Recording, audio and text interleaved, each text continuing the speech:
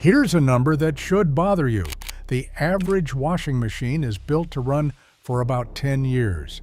Yet repair techs will tell you quietly that most of the machines they get called out to are dying at 5, 6, maybe 7 years old.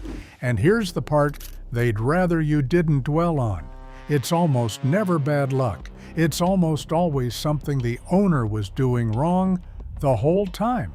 Something completely avoidable. Every one of those early grave machines is a service call, a parts markup, or a brand new unit sold. So the industry has very little reason to sit you down and explain how to make yours last. Lucky for you, that's exactly what we're about to do. Let's get into it. Number 1, you're overloading it and it's killing the machine. Let's start with the big one, because this single habit does more damage than almost anything else on this list. Stuffing your washer to the brim feels efficient.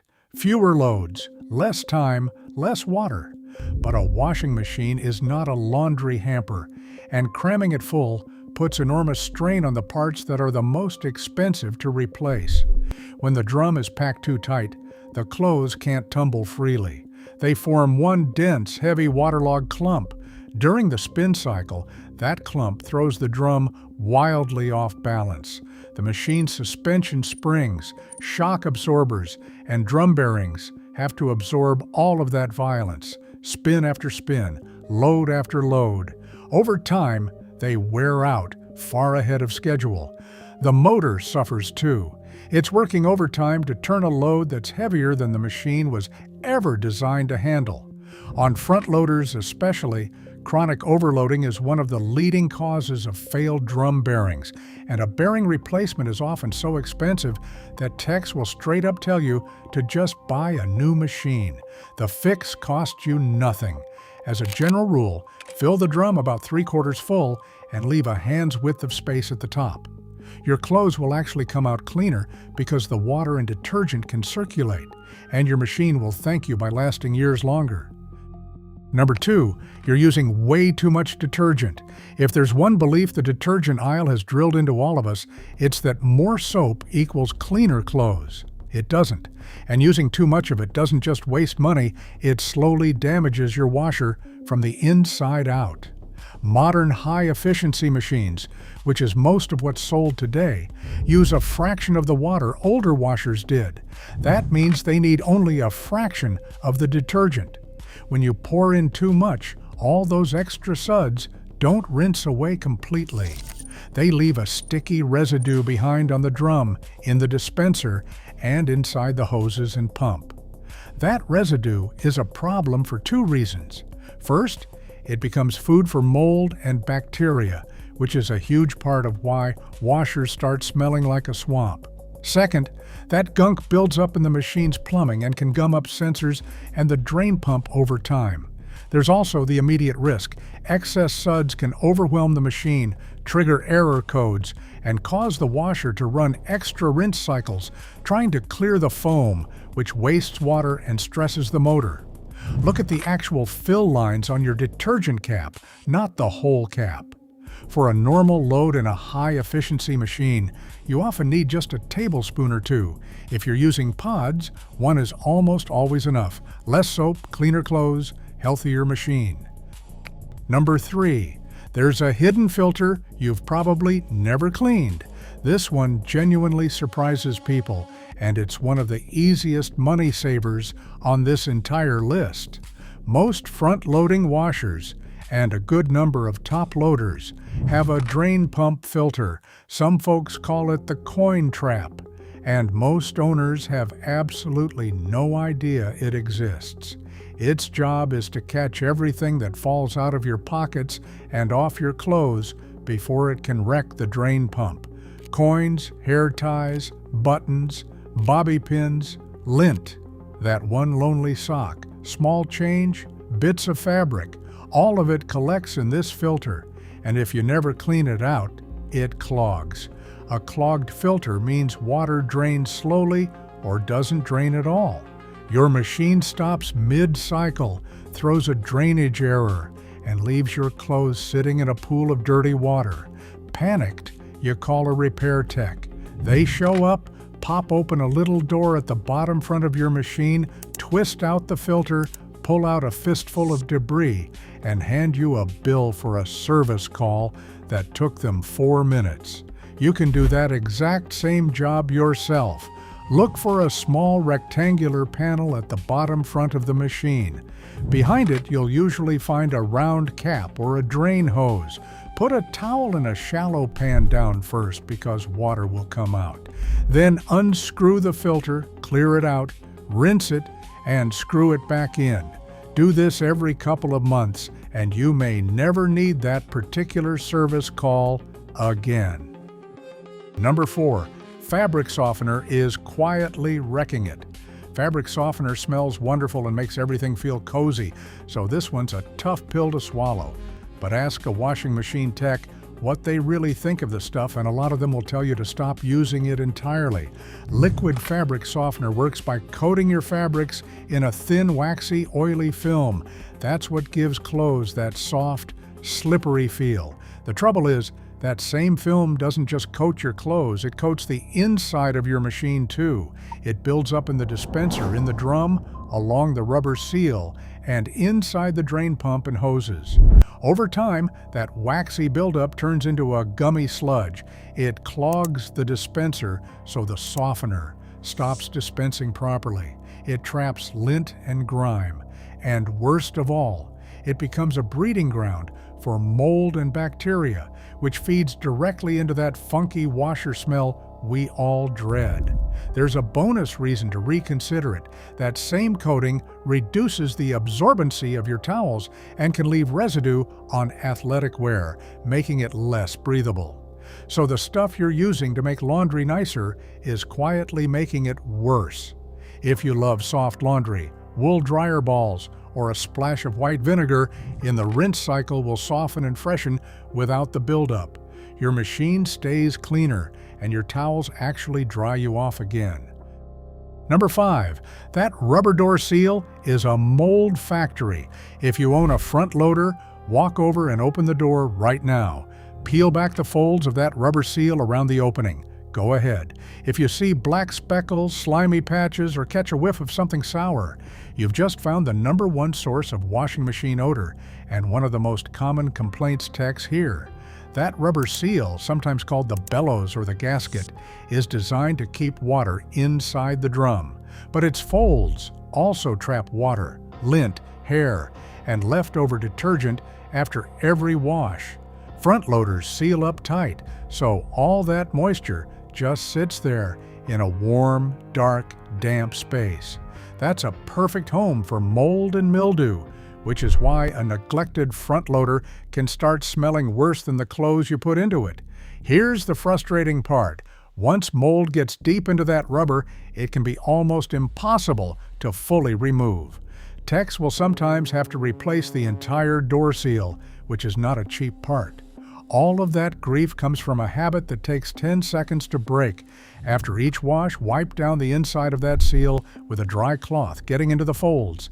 And this is the big one. Leave the door open between washes. Just cracking it lets air circulate and dries everything out, which is the single most effective way to stop mold before it starts. Same goes for the detergent drawer. Pull it out and let it breathe. Number 6, an unlevel machine destroys itself. Ever notice your washer shaking violently, banging around, or literally walking across the floor during a spin cycle? A lot of people just shrug it off as normal. It is not normal, and ignoring it is slowly shaking your machine to pieces. A washing machine has to be level, perfectly level. When it isn't, or when one foot isn't firmly planted on the floor, the drum can't spin in a smooth, balanced circle. Instead, it wobbles. That wobble sends heavy vibrations through the whole cabinet, and those vibrations pound on the bearings, the suspension, and the internal components with every single spin. Over months and years, that relentless shaking loosens fittings, cracks parts, and grinds down the very bearings that are so expensive to replace. A machine that rocks and rattles today is a machine that fails early tomorrow. It's also a machine that's noisy enough to hear from the other end of the house. The good news is, this is a 5-minute fix with no tools required or just an adjustable wrench. Almost every washer has adjustable feet at each corner that screw up and down. Get the machine sitting solidly with no rocking, then check it with a simple bubble level across the top, front to back and side to side. Adjust the feet until it's dead level and rock solid. Many machines also have a lock nut on each foot to hold your setting in place. Tighten those and the shaking stops. Number 7. Your fill hoses are a flood waiting to happen. This one isn't about your machine dying early. It's about protecting your home from thousands of dollars in water damage. And it's the tip insurance companies wish every homeowner knew. Behind your washer are the hoses that supply water to it. On a lot of machines, especially older ones, those are standard black rubber hoses, and rubber degrades. It gets brittle, it cracks, it bulges, and eventually it can burst. When a supply hose lets go, it doesn't dribble, it gushes at full household water pressure, and it keeps gushing until someone shuts off the valve. If that happens while you're at work, or asleep, or on vacation, you can come home to a flooded floor and a very bad day. Burst washing machine hoses are one of the most common sources of household water damage claims, and the repair bills routinely run into the thousands once you factor in flooring, drywall, and everything else water ruins. 2 simple moves protect you. First, swap those old rubber hoses for braided stainless steel ones. They're inexpensive, they resist bursting, and any hardware store carries them. Replace them roughly every 5 years, even if they look fine, because damage often happens on the inside where you can't see it. Second, if your machine sits unused for a while, or whenever you go out of town, turn off the water valves behind it. It takes a few seconds, and it removes the risk entirely. Number 8. Most dead machines just need one cheap part. Here's a mindset the industry is in no hurry to correct.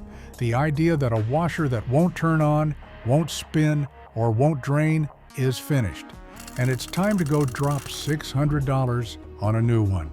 Very often, that dead machine is one small, inexpensive part away from working perfectly again. Washing machines are surprisingly modular. When they fail, it's usually a single component, not the whole machine. A washer that fills but won't start might just have a broken lid switch or door latch, a part that costs a few dollars.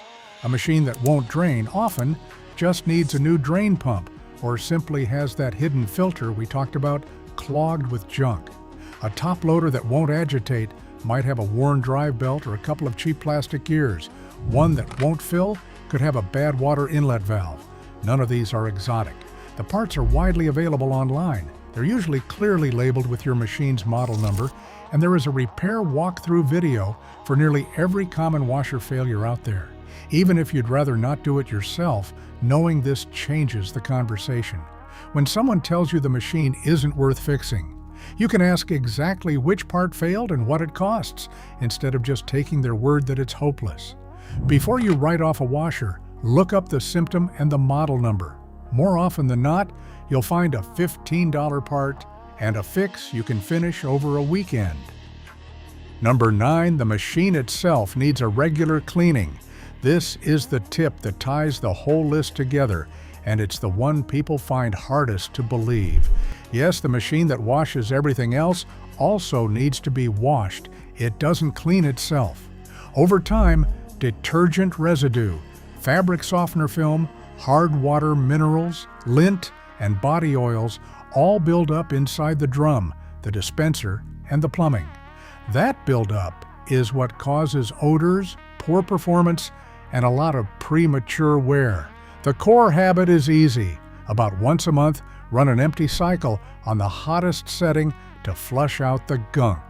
Many newer machines have a dedicated tub clean or self-clean cycle built in for exactly this, so use it if you have one.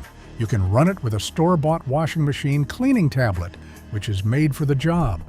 A common home method is to run a hot cycle with a couple cups of white vinegar, then a second short cycle with a bit of baking soda to cut through residue and neutralize odors. One thing worth knowing, a few manufacturers advise against regular vinegar because over the long haul, acid can be tough on rubber seals.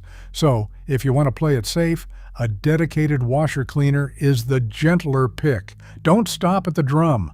Pull out the detergent dispenser drawer and scrub it, because that's where a shocking amount of mold and sludge hides. Wipe down the door seal. Leave everything open to dry. A washer that gets cleaned once a month runs better, smells better, and holds up for years longer than one that never does. And there you have it. 9 things the repair industry is perfectly content to let you keep getting wrong. Not one of these fixes requires special skills, and most of them are completely free. Put even a few of them into practice, and you'll spend less on service calls, dodge some expensive disasters, and get years of extra life out of the machine you already own. Thanks for watching.